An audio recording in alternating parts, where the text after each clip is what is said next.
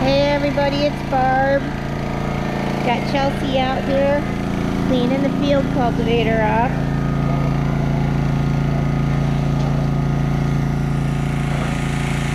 She's doing a good job. Although Andy might not think it's a good job. But at least he doesn't have to do it.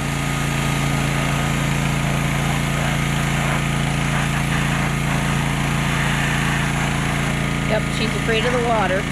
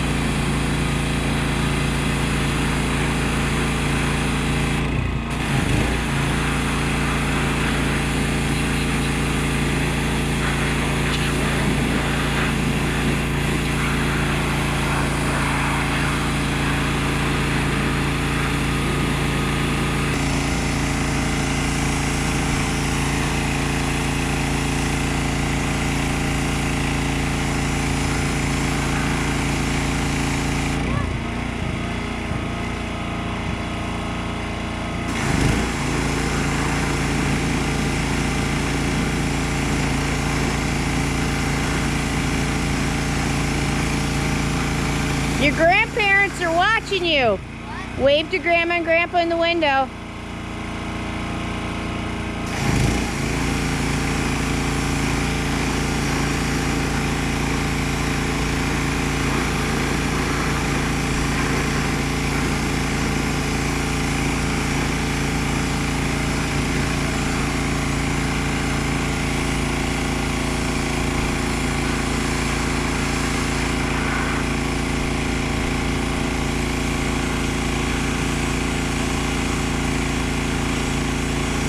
Well, covered in mud from that. And I can't tell if what this thing's doing, if it's a time loop or something. But there's mud all over me.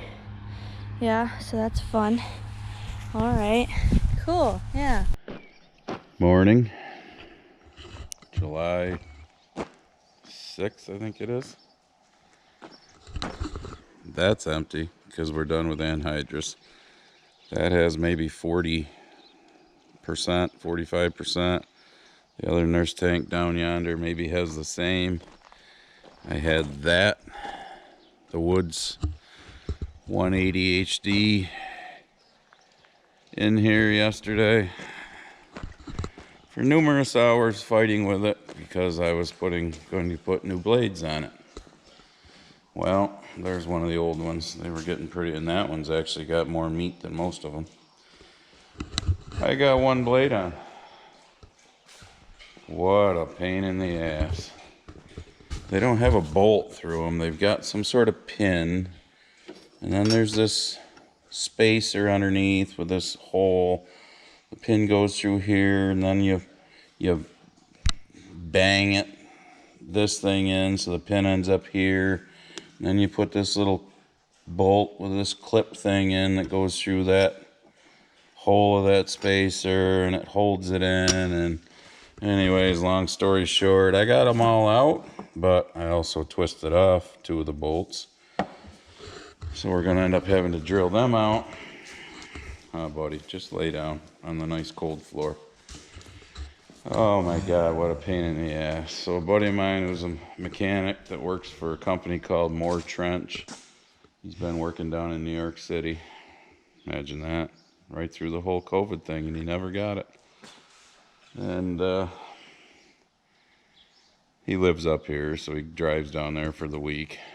He's going to come next Saturday. I can't get the pins out on some of them. I beat the living hell out of them.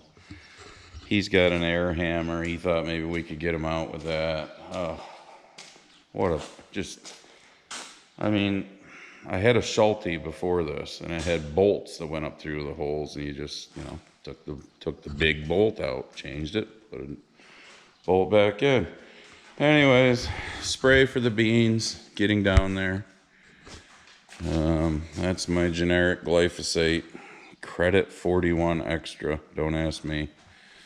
All right, this ENC Flex is some fertilizer, foliar fertilizer. I'm gonna start putting some of them on. I'm gonna go mix up a tank full now. It's actually a little later than I wanted to start. It's 9:30, it's gonna go up to, I don't know, like 92 today, but I'm gonna get one tank full off. I think I've got, and don't quote me without looking in my book, I don't know, less than 200 acres left of beans to spray. 175, I can't remember. I wanted to start brush hogging, but I guess I'll wait till next weekend. Get the old pasture out back brush hogged, and laneways and shit like that. Places where Chelsea rides the gator because the weeds are tall. I don't know how the weeds are surviving, as dry as it is, but that corn there is pushing head high. The piece across from my shop. It's amazing that the early stuff is still hanging on the way it is, but it's hanging on. So he's hanging on too, but God, he hates this hot weather. But then again, who doesn't? Today's Monday. Like I said, I think they say 91 or 92. Supposed to be 90s right through next Saturday. And next Saturday and Sunday, we have a chance of a thunderstorm. That's it. So for the next week, I think when we get to like Wednesday and Thursday, they're talking 94, 95 for highs. It's horrible. It's absolutely horrible. But as you can see by the flag, it ain't windy for once. So I'm gonna go knock off a tank full of spray. And then I don't know. I doubt I'll do another one because they say you're not supposed to spray when it's this hot because you can set the beans back, and I'm not sure this is a good year to set the beans back. So that'll be next weekend's project, which I'll probably film because I wish I had filmed my struggling trying to do that. There would have been lots and lots of swear words in it, trust me. At one point, I had this big bar right here, and I had that, trying to beat the hell out of those pins to get them out. It's just, what a piss poor design. I guess I never knew that. It's how they put them in on this, on the woods. If I had known, maybe I wouldn't have bought a woods. But alright, so I'm gonna go spray. So that's all that I gotta dump into the sprayer. Yay. Because the liquid fertilizer stuff, I'm supposed to put 27 gallons in, 27 and a half gallons in. So that's the majority of it. The other stuff is not that many jugs. But I don't like doing the bulk stuff because the meters that they send ain't worth a shit. They ain't never accurate. And you wind up putting it into a 2.5 gallon jug to start with because they're not very accurate. So it is what it is. It's a new kind of corn called pineapple corn. No, it's not. It's about, what is it? 11:30. I'm heading up there to spray that field of beans on top of the hill, which as you can see is real spotty on the knolls. So I'm just showing you the corn. This is the piece across from the shop. It's starting to roll pretty hard already, 11:30 in the morning. That's a piece of beans on the other side of the pathway here that's behind my house. They look like they were sprayed with dicamba, but they weren't because they got the cupping to them. But I think it's just because they're stressed. Still got a decent color, but cuppy looking. And like I said, this corn is really starting to look like pineapple corn. And we all know what pineapple corn is, unfortunately, as farmers. So this will be my last tank full of spray today, because I'm not going to spray past, well, I'm going to spray past noon, because it'll take me till probably close to 1 before I'm done. But then I'm going to quit, because it's too hot in the afternoons. Look at that corn there along the edge. It's about a foot shorter than the rest. Getting ugly. These beans, they actually don't look horrible. I mean, they're spotty. Let me turn the radio down so that YouTube doesn't smack me for copyrights. I mean, they're not horrible looking. It's surprising. And you can see spaces. I mean, I didn't get full emergence, that's for sure. Oh, and by the way, I turned the radio down. Yeah, if you remember 3-4 videos ago, whatever it was, when I was spraying corn, and the gremlins apparently got into my tractor, and I didn't have a radio for like a week while I was spraying corn, and then all of a sudden, I got a radio. Figure it out. I have no idea. It's not like a fuse stops working and then starts working. I don't know what the hell that was all about, but I went from having a radio to not having a radio, back to having a radio. I don't know. Not a lot of mare's tail this year so far. I have seen some. I don't know how well of a job that the Sinister's going to do on it, but we'll find out. But there's not a lot, so. But then again, for those of you that are farmers, hey, we're screwed on dicamba now anyhow, so. Good old EPA and all them alphabet soup governmental bodies, which in a future video I will have a discussion about that, because I did an appeals to the USDA Farm Service Agency for lady I rent ground from. I think she just turned 94 or 95 on July 4th, God bless her. She had some ground on the edge of a lake that sloped towards the lake that had been in CRP for years, and then they rejected it. So I appealed it for her. I haven't found out the results of the appeal yet, but when I do, we'll have a rant. So, or it'll be a good rant, who knows, but I doubt it when you're fighting Big Brother. So, alright, coming to the end of the field.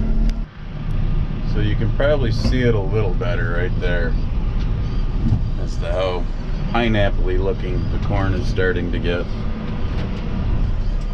And I'll go a little slower over here. You can see the beans, how they're getting that cuppy look to them. It almost looks like they're, you know, non-dicamba beans that were sprayed with dicamba. And they've got the dicamba damage.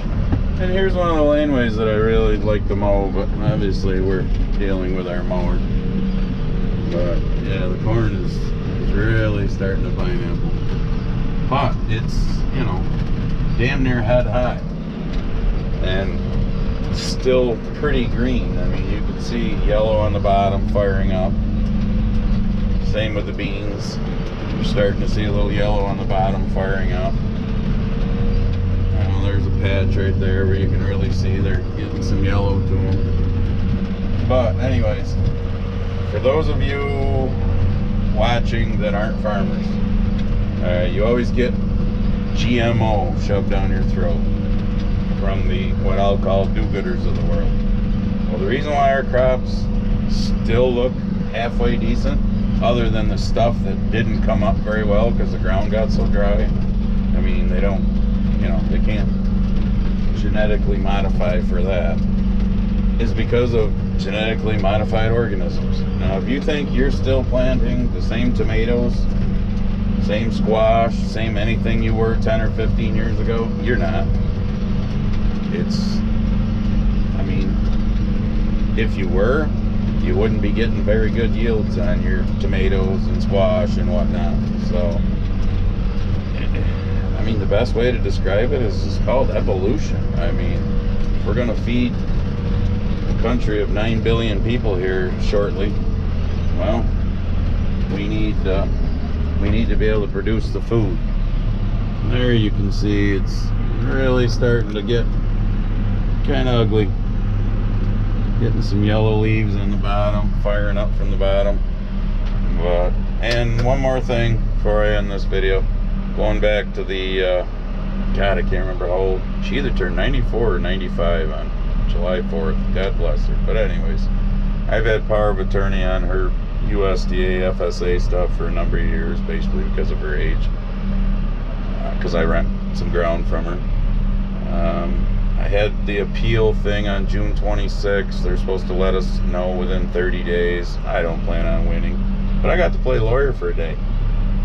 Yeah, imagine that. I think it was about 3 hours. But I want to tell all you farmers this, okay? You notice prices are going up right now. The corn and bean market, wheat market, everything's been going up. Why? Well, I think they're realizing a lot of places in this country were wet as hell. A lot of places have been dry as hell. Some of those wet as hell places are now getting dry as hell. But anyways, the one argument that the lady from USDA who got to be lawyer on their side made was, well, the government is taking more ground out of CRP because they want to put it back into production. Can you see my eyes? What? Aren't we farmers always blamed for the low prices because we overproduce? But yet now the government says they want to put more cropland. They want to take this CRP ground and put it back into production. Which the overview for CRP says it's to keep marginal ground out of crop production, which this ground is, especially being right on the edge of a lake. But so anyways, we'll get into it some more when we get our result from that appeal. So, but like I said, that was June 26th. I'm sure they'll take the entire 30 days. So I've got just under 30 acres worth of spray left in the tank, so I'm gonna go finish spraying and then probably quit for the day. And it is starting to get breezy. Big surprise. So subscribe if you haven't. I appreciate it. Like it, give me a thumbs up, follow me on Instagram, Andy the Grumpy Farmer, all that good stuff. We'll see you in the next one.